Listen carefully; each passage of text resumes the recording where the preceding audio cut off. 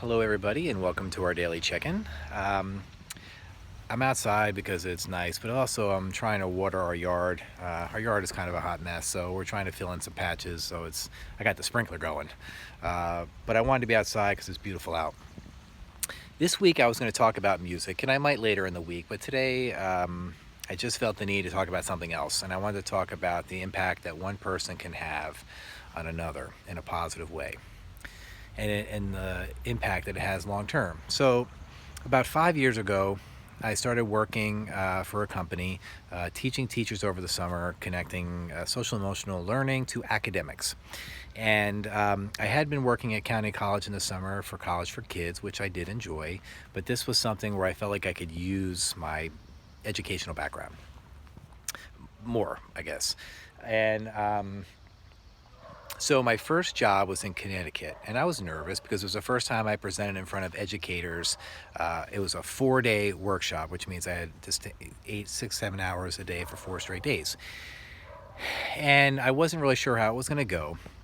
And so you plan and you practice. Like, I felt like a crazy person in my house at night practicing, talking to myself and pretending like I'm getting questions and all this silly stuff. So preparation is important. So needless to say, so I start working. The day goes really well. I'm super excited. I go back to our hotel because it was in Connecticut, and obviously I don't live in Connecticut. And I remember when I went to open my door, right? The door didn't open. My key wasn't working. So I went to the front desk and I was like, my key's not working. And he's like, basically talking to me in a manner that was very demeaning, like I didn't know how to use one of those keys. But little did he know that I spent like 2 to 3 years working in a hotel. So I was very familiar with how to use a key. So I went back. I figured I'd give him the benefit of the doubt. I tried again. It didn't work. So I go back and I said, it's still not working. So now the front desk guy was very angry. So he came to show me up and to show me that I don't know what I'm doing, right? He was just judging that I didn't know what I was doing. So he goes to the thing in the key. It's not working. Now the whole time I'm like, I know it's not working. It's not going to work. So he was surprised. So he went and got the engineer. And when the engineer went to open, he's like, it's broken. So this guy had to literally take off the entire door piece, everything, and rewire the entire door just so I can get into my room. Now, in the meantime, this is where the impact, there's two parts of the story. The first one is, it's really important to listen, right? And at least be empathetic and understanding that maybe what somebody's telling you is the truth, right? So I told this person the door is not opening, and he just took it as I didn't know what I was doing. And the reality was the door was broken. The engineer had to replace the entire doorknob, everything, because it was all electrical. That was frustrating in itself, but there's always a silver lining, and this was this.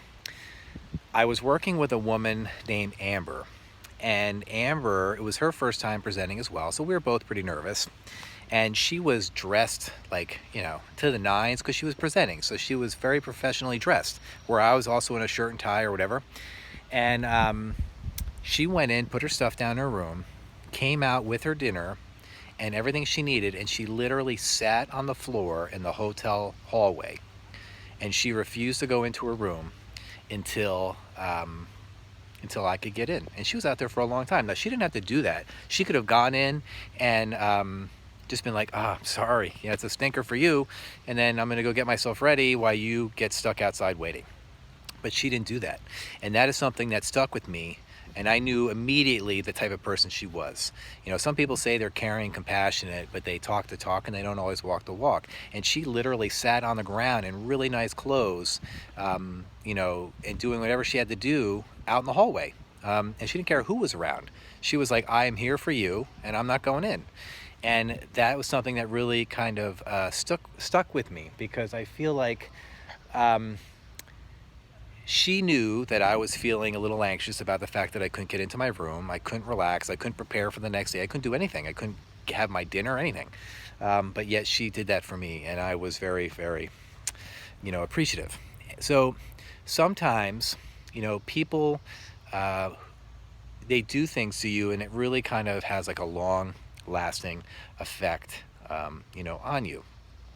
And there's definitely people who who have I've met while working that have done these type of things for me. And I am very appreciative of that because, when you act nice towards another person and you act empathetic towards another person, understanding towards another person, it really has a very long lasting effect on you. And so, another story, this is going to be a knock on my own teaching, and I'm fine with that because I know I'm not a perfect teacher. But one of my first years teaching, I remember I did a lesson around the Civil War, and I made a fake campfire. I had like a fake tent. I made it like all like decked out, trying to do whatever I could because in my mind, I thought that was going to be a good lesson. And I think in the middle of my lesson, I'm not going to say the kid's name, but I remember his first name. I'll never forget. He stood on top. Now I was getting observed by my supervisor, and he stood on top of the table, and he screamed at the top of his lungs, "I don't get it." And now we're talking not like, "I don't get it." We're talking about like, "I don't get it," like screaming. So immediately I was like, where's the cardboard box? Clearly I'm getting fired. And when my supervisor sat down with me, he talked to me and he's like, okay, obviously the lesson had some problems, but he really talked me through it, and he tried to explain to me that obviously my thought was in the right place. I was trying to make it creative for the kids, and it wasn't all bad, and he really made me feel better. But what he made me see is that sometimes when you have the best made plans, they don't always work, but that doesn't mean that you just give up and you stop. So I had to really sit and process, okay, what did I do or what didn't I do, and what could I have done better? And it's things like that that help make my lessons better over time. And I hope they're good. I mean, I'd like to think they're good, but I know sometimes I'll have a lesson and it's a dud, and I'll admit, hey, I did something that didn't go well. But it wasn't going to stop me from trying to be the best teacher that I could be, with that mistake. And that's kind of like how life is. You plan something out and maybe it doesn't work, but you don't give up. You keep trying. And sometimes the advice that he gave me is that he wasn't demeaning about it. He wasn't like, "I gotcha. I knew you were going to mess up and now I gotcha." It wasn't like that at all. He made it a learning process. And I think sometimes when you're in school and your teachers try to give you either constructive feedback or, something to help you, sometimes students take that as we don't like you, or we're just being mean. And that's not really what it is. We're really trying to make you, better and be able to take the constructive criticism, because even we get, constructive criticism from our supervisors or principals or vice principals, and sometimes even parents will say, listen, when you did this, it kind of, hurt my kids' feelings because the manner in which you said it. And sometimes that's not the intention. Obviously, we don't mean to do that. But it's important to know that if we did something to hurt your feelings or we did something along those lines, it's important that, we become aware, because then it also helps us think about how we say things, right?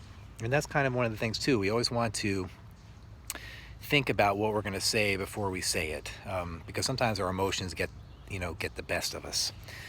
So I think in that situation, the reason why these two stories stand out to me is the first story was somebody who was willing to get her own clothes dirty, and not be comfortable for me. And she barely knew me. Like, we didn't, we just started working together, and she didn't care because she believes that you need to be kind to people, and she proved that. I mean, she didn't have to do that for me, but she did.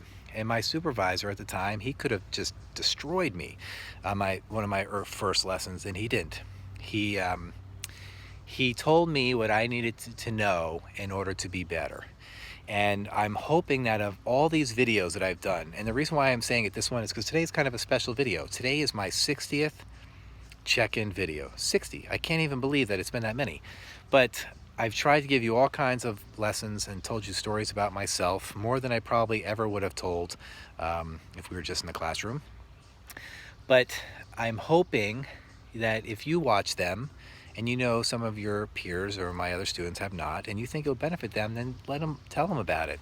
I just feel like by having them in the video form, there's all kinds of topics that can help you. But if you've learned anything from me as a recap from the beginning, it's believe in yourself. Don't let others put you down. Stand up for others when they need your help. Be a good friend. and just try to enjoy the moments in life, when they happen. If a song comes on the radio or on your Alexa app or something, and you feel like you want to, you know, dance and feel good, then do it. Um, but if anything, I'm hoping that after the 60th video, you will know that I care about you guys very much, and that I feel like you and me are going to have a very unique bond, because I hope we never see a year like 2020 again. This has been insane, but we will be forever linked together. Um, and I'm happy to be linked with you guys, because even though I only had you till March, you guys will definitely stick with me. And as always, I'm thinking about you guys, and I hope to have more stories later in the week. But until our next check-in, um, peace out.